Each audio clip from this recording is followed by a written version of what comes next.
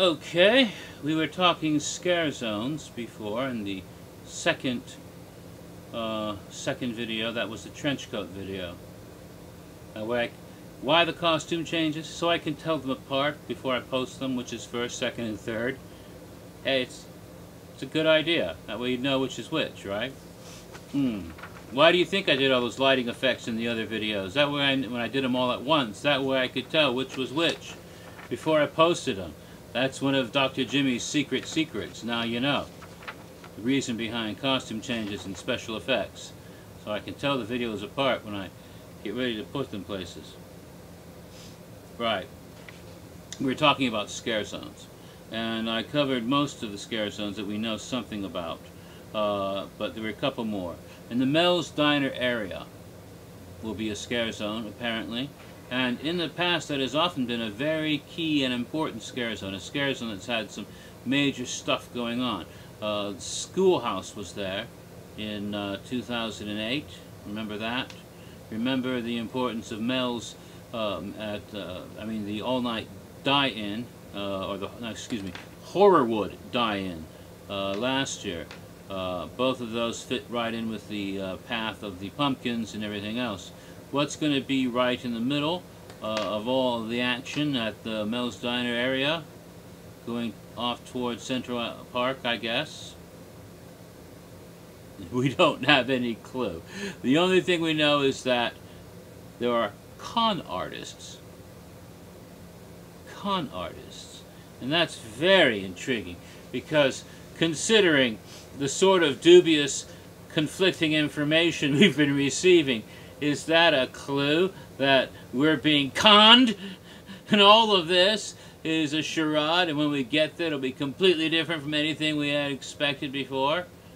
What if we go and it's not so scary and Mickey is there? Oh my God, that would be horrifying. Con artists, what could that possibly mean? I have images of Faceman from the A-Team there, or some bunco artist there trying to... 3-card money stands. I have no idea what that could be in reference to a Halloween Horror Night scare zone. What would the con artist be? Maybe it's going to be a bunch of criminals, mafia, some sort of, Sopranos, or I'm not saying that's what it's going to be, but I'm just off the top of my head. Con artist suggests some sort of gang, racket, something. Is there going to be some kind of place where we have some underground underworld, not the underworld of hell, but the underworld of crime represented at Halloween Horror Nights? Some sort of evil, or perhaps people we might meet in hell might be there. I'm just, just top of my head. We have no idea what con artist means.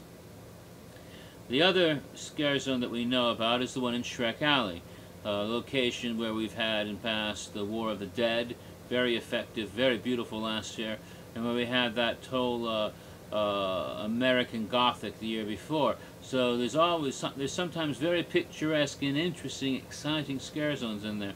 This year, it appears the scare zone will be related to the house and the soundstage that's connected to Greek mythology, and we only know this because there are people cast to play sirens in that scare zone. A siren from Greek mythology was a female demonic being that would sometimes have wings like a bird, sometimes tail of a fish, whatever. Sometimes they're predicted as mermaids, sometimes as something like a more attractive harpy. And they sing beautiful music. And by singing this beautiful music, they entrance sailors who then crash their ships on the rocks and are devoured by the sirens, who are, of course, bloodthirsty monsters in real life. Now, the sirens also, not only do they live in the near the clashing rocks in the Mediterranean Sea, as depicted in Homer's poem, the Odyssey, and the story of Jason and the Argonauts, the mythology of that, they also exist in Hades. And this I got from the Oxford Classical Dictionary.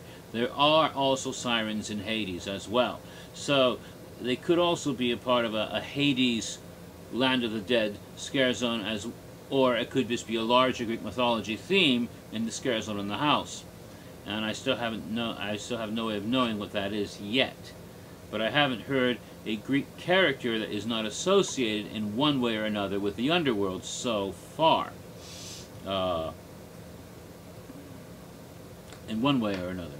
So those are the scare zones then. So we've covered then 8 houses, 6 scare zones that we know about. Now of course there are still 2 scare zones we know nothing about so far, and I'm assuming they're going to be on the Avenue of the Stars going in and in New York Street, where there have been scare zones the past 2 years. If they continue that pattern, it seems like it. We have 8 houses for sure. We again, 2 houses are still a great mystery. The other 2 houses in the sound stages besides the Greek house. In fact, mystery is the best way to describe anything now. We really don't have that much information. One thing, the sources, whether they agree or disagree with each other, whether they take the Sweet 16 style event or the New Era Darkness, almost all of them say something along the lines of they've got very little information. Or either they can't say something and they won't because they can't, or those that have not heard as much this year as they have in the past. So there seems to be a tight lock on information, tighter than it's been in recent years. I have theories about why that may be so, involving certain people who may not be there this year who were there in the years past, and maybe they were involved in the disseminating of information, but we cannot name names. At any rate, I've also been given some other information that I cannot fully divulge here, because it involves the names of characters that were cast. Now, people who go about telling people online what characters they were cast as put themselves at risk. Especially if they really identify themselves as one specific person playing a specific part. Those people have put themselves at risk, and they could be in grave danger. They could be fired, and someone else would be cast in that part. The veteran characters who have played in the past, Bob sighting, Bob just went by. Those who have played in the past and come back again, and I know many of them, and some are dear friends of mine, have told me nothing, and they're smart. They're not giving that information out. They know what happens. Now, I know people who didn't really give out any information, but just because they were scapegoated. The fact that they post online at all was used against them in order to, but I don't want to get into that kind of stuff either. So it's always a danger to even post online at all or blog about Halloween Horror Nights if you work there. So I don't want to reveal the actual character information that I've given, but I can derive from that information that we may see not only the icons we know that are coming back, but we can pretty much guarantee that the major icons in past years, including one that a lot of people thought would not be here this year, will be here this year. I hope I'm not being too vague. You might be able to figure that out. In addition, one thing that I've heard from somewhere else, and I have no idea if this is accurate or not, was just something that someone said, and I haven't been able to follow up on it, suggests that the Greek house may be wider than just the underworld, as I said, because it may involve Greek mythology characters that are outside of where you would expect to see in the underworld. So there may be a wider Greek mythology theme in that. Other than that, expect to see not only myth and legend, but fable and fairy tale again this year. That's all I can say based on the information I was given, that I don't want to mess up anybody's chances to scare us wonderfully later this season. That being said, I bid you all good night and pleasant screams.